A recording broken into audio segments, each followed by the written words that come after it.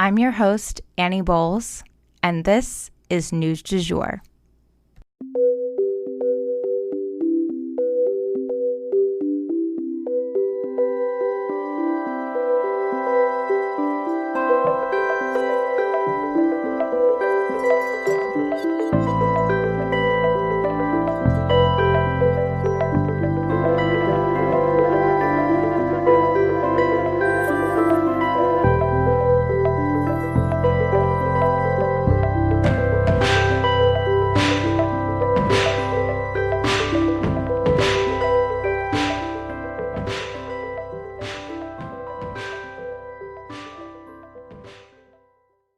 Consume the news. That's not to say that bad stuff doesn't happen.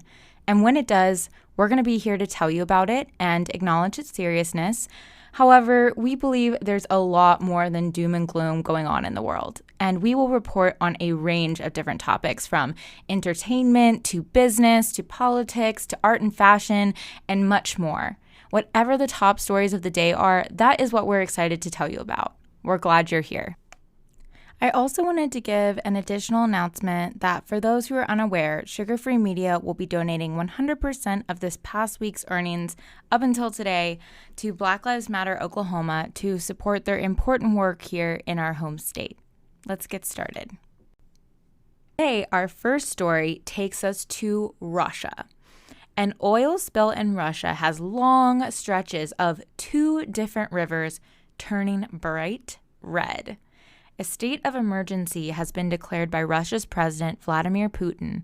However, we have come to believe that the spill likely occurred many days before the media knew about it, and Russian officials made an effort to conceal the incident. What exactly happened? Why do we think it was concealed? And what are the consequences? Let's get into it. So the spill started way up in Russia's northern territory above the Arctic when layers of permafrost that it was built on began to soften. This is more than a little bit ironic. For those who don't know, the word permafrost was created to describe frost that would never thaw. Scientists have long since realized that the permafrost would in fact melt due to the effects of what? Oh yeah, climate change, to which oil and gas are huge contributors. So it's pretty ironic that climate change caused by oil and gas caused the most intense oil spill that the Russian Arctic has yet to see. That's 2020 for you folks. So then essentially what happened was the permafrost melting caused these posts supporting the oil tank to sink and shift, and eventually that somehow caused a leak. The oil then made its way from that original lake out to the roads and the rivers, and it spread outward from there. According to the Russian Federal Service for Supervision of Natural Resources, about 6,000 tons of oil spilled onto the ground, while another 15,000 tons spilled into the water. So why is it red? The river apparently turned red because it was dyed red. In Russia, diesel is dyed red if it is used for heating buildings and structures. Who concealed it? So the plant that caused the spill in Norilsk, Russia, spent 2 whole days trying to get the leak under control before alerting authorities. Apparently, the region's governor did not even know about the spill until he saw the information posted on social media. Awkward. So what are the consequences here? Estimates are wide-ranging, so I'll do my best. Some cite as many as $130 million in cleanup. That was on BBC. But others are estimating more like $85 million in cleanup. That was on USA Today. But regardless, the cleanup will definitely be uber expensive for the country. The company also has lost a lot of money. Estimates there are up to $1.5 billion, according to Forbes. And Greenpeace said on their blog that, quote, "This is the biggest oil product accident to ever have occurred in the Russian Arctic." So as we all know, the biggest consequence will be the environmental one. They are expecting the cleanup itself to take about 5 to 10 years. And as we know, it will devastate the wildlife in the area. Fish, birds, and their predators will all be impacted, as we know ecosystems are a delicate balance, and throwing off one animal population can have grave effects on the others. I really encourage you to Google this and to see the images of the red rivers for yourself, because as always, I can do my best to describe it, but seeing is believing, and it looks pretty crazy. So, story number 2. Well, it's kind of more like our second combined with our third story. Did George Floyd die with COVID? I want to discuss the intersection of a global pandemic with a centuries-long push to end another pandemic, systemic racism. These two issues are deeply interconnected, but how will one impact the other? So before I jump headlong into that topic together, I want to give you some updated numbers on COVID so that you guys understand the risk level that we're dealing with right now. So COVID has about 1.9 million cases nationwide, so that's just in the United States. We are pretty close to hitting the 2 million mark, and that will happen by the end of the week. In terms of deaths, we are at about 110,000 nationwide, and for a while now, we have been seeing approximately 20,000 new cases daily in the U.S. and approximately 1,000 deaths daily. How much the new cases and new deaths are going up daily are important numbers to watch. And I want to repeat that because keeping an eye on these numbers really helps you assess the risk level that we're seeing. So 20,000 new cases daily in the U.S. and 1,000 new deaths daily in the U.S. So that's how much they're going up each day. So when you go onto the CDC website, you can see like the total numbers, and those are important to keep an eye on as well, just for perspective. But what's really important is how much these are going up daily, because that shows you what's happening now.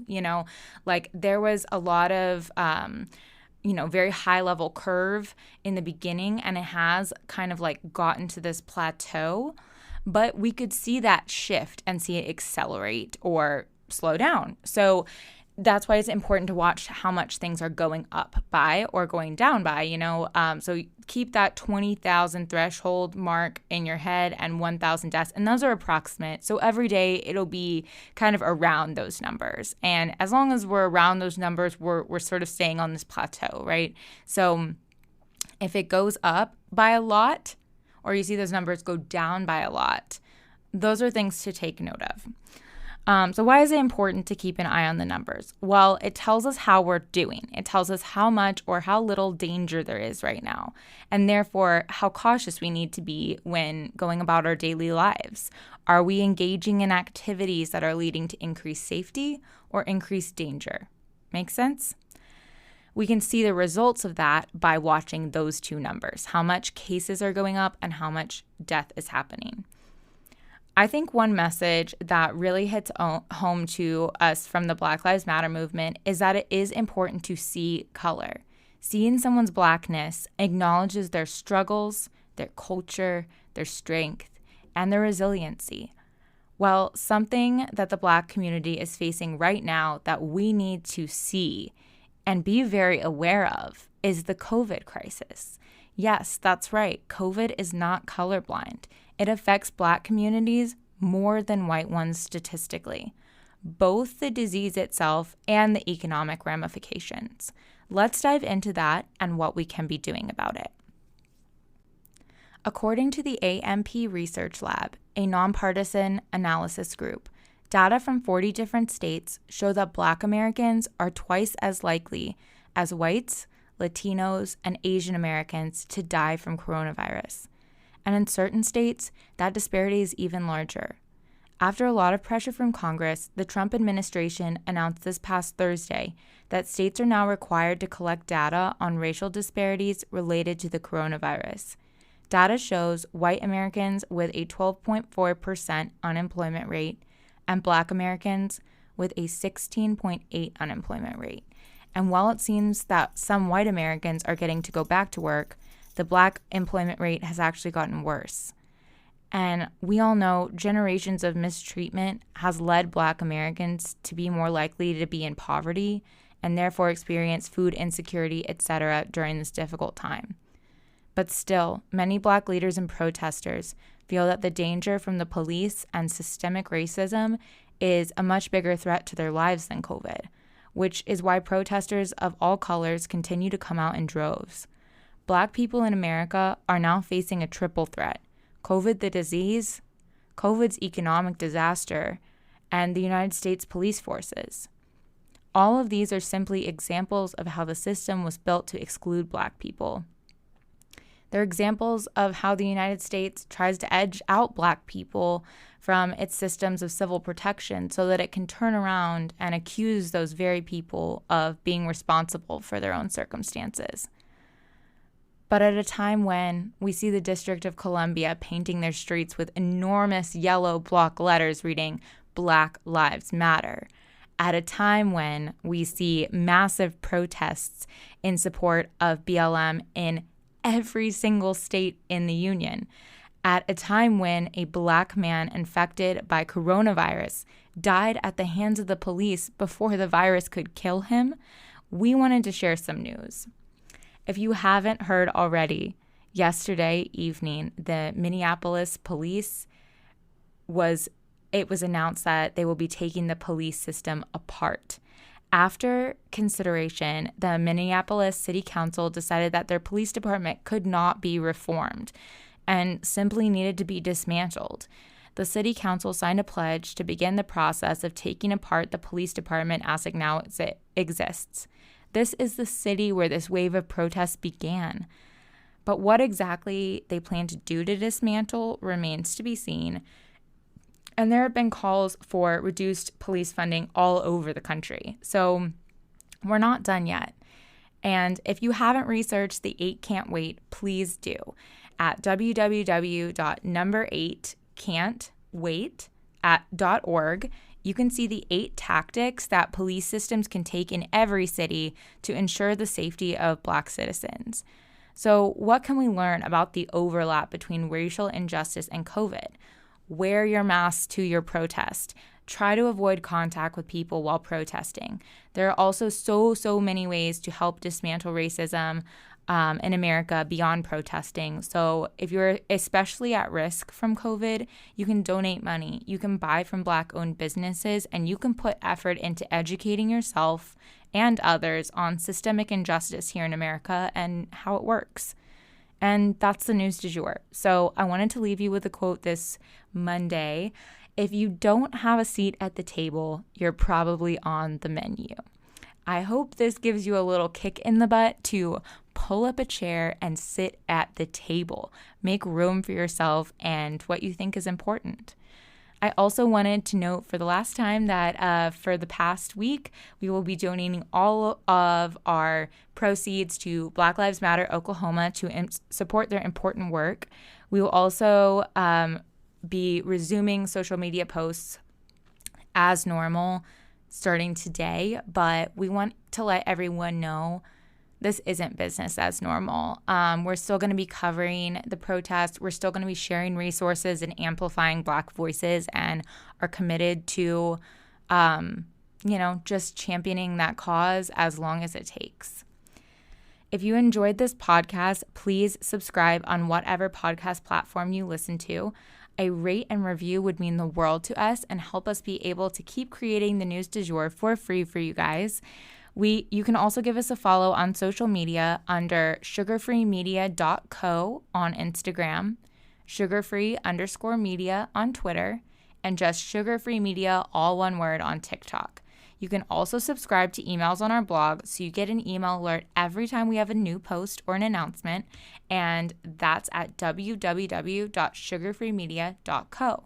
Our music is by Joey Lavoie and Nicholas Foster. Our cover art is by Hannah Pierce Photography. Our Sugar Free Media logo is done by Catherine Jezik Designs.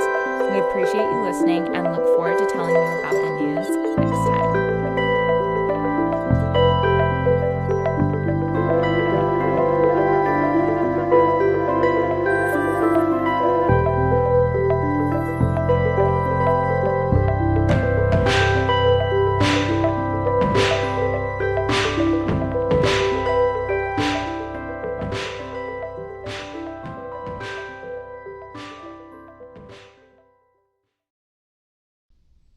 broadcasting from